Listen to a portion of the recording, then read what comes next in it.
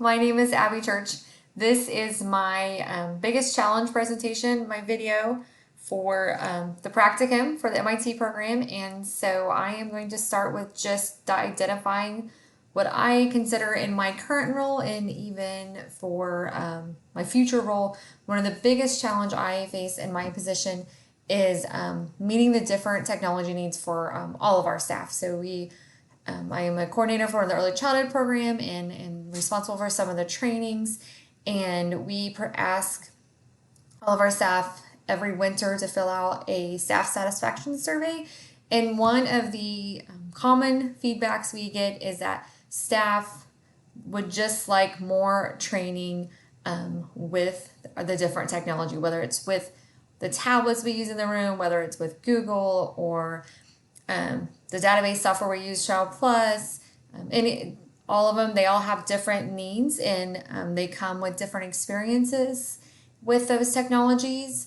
And so for me, it's just finding number one, the time and the resources to continue to meet those needs.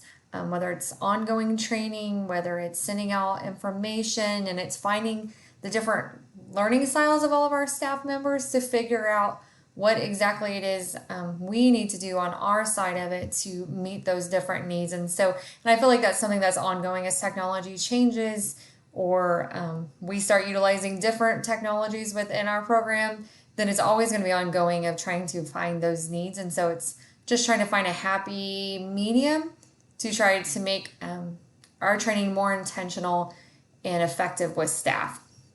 And so the ISTE standards I'm using for my challenge are for coaches. And the first one is 4.5A. So it's design professional learning needs based on needs assessments and frameworks for working with adults to support their cultural, social, emotional, and learning needs. And that is it in all of it. It's like we all have different experiences and learning styles and come from different backgrounds. So it's taking the time to be very effective and intentional in finding those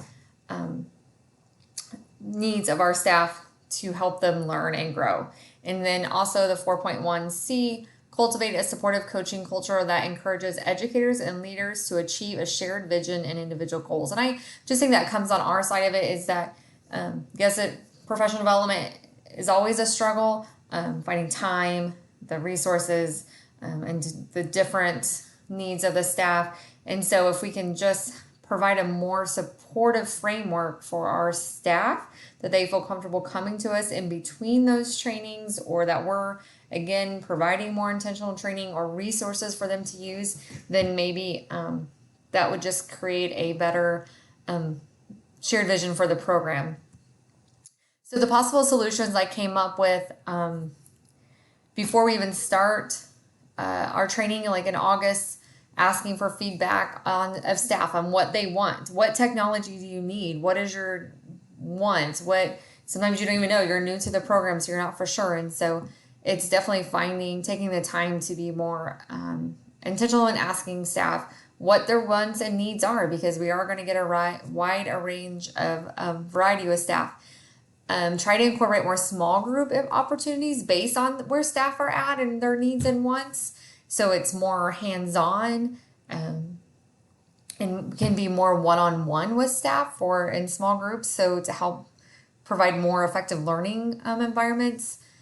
Do ongoing technology training. Like it's hard. Like you try to cram so much in at the beginning of the year and then it's, okay, now how are we going to continue this? Because there's still curriculum needs, there's still assessment needs and it's trainings and stuff. So it's trying to provide that ongoing support, whether it's just sending out resources to them, sending out tutorial videos, offering opportunities after school for them to come ask, get help. It's all of that in a nutshell, and just taking the time to really be effective in planning that. I kind of mentioned this already, plan and create more intentional and hands-on technology training for them. Again, it's meeting the different learning styles and really digging in and figuring out what those different learning styles are. And then I thought something that might be good is establish a mentor program. So we have a tech coach type, well, not coach, a tech person at each school, but they don't always know some of our programs and uses that we use for the early childhood program.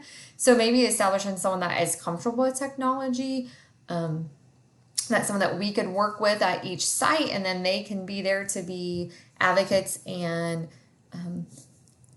helpers for the other staff members, someone to go to that's on site for staff. So I think that could be helpful and a great way to build relationships as well. So that is my biggest challenge video. And I just hope that moving forward, and now that I have a solid PDP plan, that this is something that we can work for towards the future for our staff and better meet their needs. Thank you.